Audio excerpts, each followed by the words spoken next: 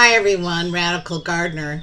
Well, it's been a few days and I wanted to wait to post because a few things were happening. So let's talk about all the positive stuff.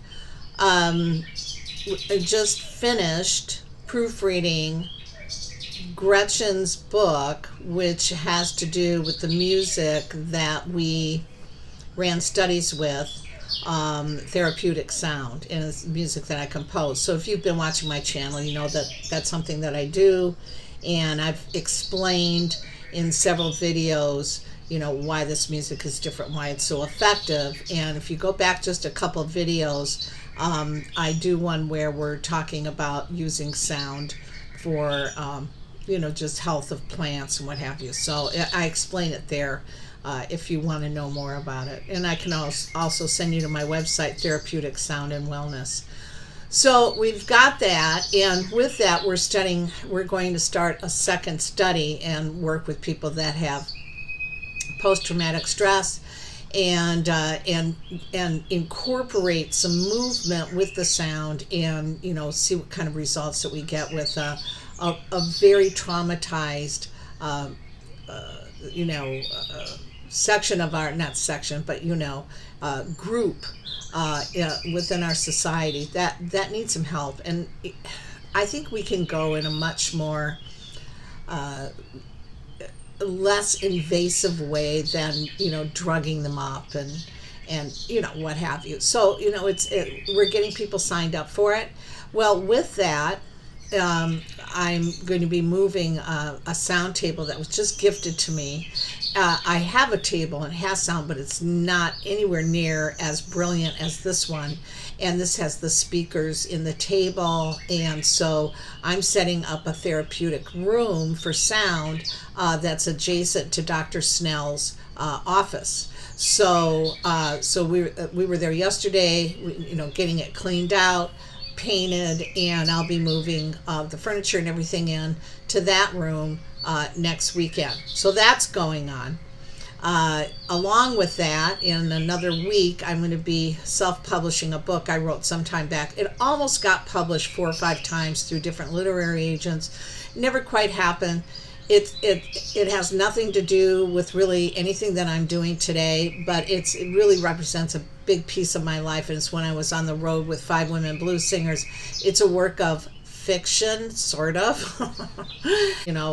Get your system together. And so it has been a crazy time. I went from like winter doldrums, not wanting to do anything, make an occasional YouTube video, to every day like, oh my god, oh my gosh, oh my gosh.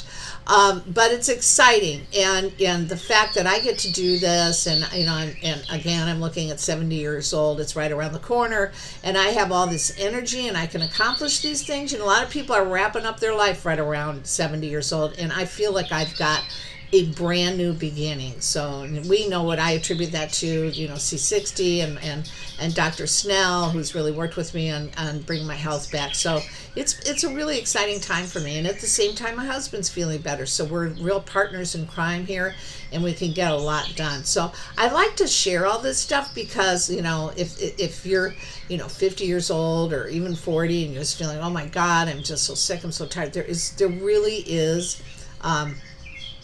really is health out there. Keep searching it out. Keep going to different people. Find the people that know what they're talking about. I've gone through so many practitioners until I found the ones that really knew me and who I was, how my body worked, and what were the solutions for it. And that was a lifetime. Honestly, it takes a lifetime to find the people. I don't think you have to do that so much because we've come a long way. We're aware. We have the internet, but that's been a real long journey for me. All right, so now let's go on to something else. Of course, Diamond's very good about promoting channels, other people's channels, and he's done this for me a couple of times, which just really helps to boost my little channel. But he really went for it this last time, and within 2 days I got 500 subscribers. But as you know, YouTube had told me that the video was not suitable for viewing. and they deleted I think just about all of the people that came over from Diamond's channel. I can't even tell you how upset I was about that. It took me over the 3,000 mark. Actually, I would be at around 3,300 subscribers. I know it's not a lot. It's a lot for me. It takes me a long time to get 100. It takes about a month. So I work really hard at this, and I was just devastated by that. I mean, I'm not, I sometimes I talk politics, but not often. And believe me, I'm aware of what they're doing. I am not new to this game. But the fact that they went after a little channel and about something like weather and urban prepping, the fact that I'm not an alarmist, I don't, I'm just giving out information in a really rational way, it really had me for about a day. I was really pissed off. So, of course, my gallbladder hated me. Whenever I get pissed off, my gallbladder starts to hate me. So, whatever. So I called my lawyer. And so we're composing a letter. I already pitched my, bitch to YouTube, which is, I'm sure, falling on deaf AI ears or whatever. So I call my lawyer. We're composing a letter, and we're sending it off. Will it do any good? Maybe not. But I just can't take it sitting down. I hate feeling like a victim.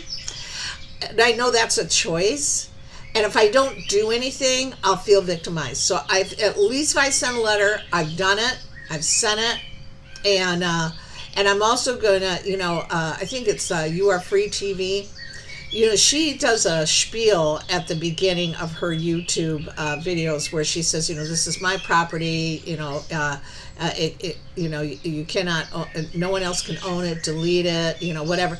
And it seems to have worked for her. And so I'm going to have my lawyer write me a little dissertation that I do in the beginning. It'll be 3 sentences long, and let's see if that works. But I will continue to do this no matter what, and it's my way of having a voice in what's going out in the world today. I think my voice is really valid because I've lived a really full, long life, and it's covered a lot of areas. It's covered health, therapeutic sound, entertainment, gardening, prepping. I mean, I've been involved in so many different things, concert production. I owned a PR company. I mean, I really have done a lot. And through that, I've really learned a lot about people. I've learned, I'm such a voracious reader. Everything's interesting to me. I've studied Steiner. I've studied lots of different things. So I can bring this to the table, and I think it gives me a unique voice. Yes, we all have unique voices, but, I have a lot of experience, and I want to share it. So, whatever YouTube does, it does. I am on Gab. I am on Twitter. I am on, I'm working to get on BitChute. I am on MeWe, not my favorite platform, MeWe, but I'm there. I don't know. Some of them I'm on as Radical Gardener. Others I'm on as Kate Hart. You can find me if you're interested. If I, someday disappear. I do have a website, radicalgardener.net. So all that information is below. You can always go look at old videos and just have my contact information if you are so interested. Along with the new subscribers, I also got people that are now Patreon. I have 3 people now. It's very exciting.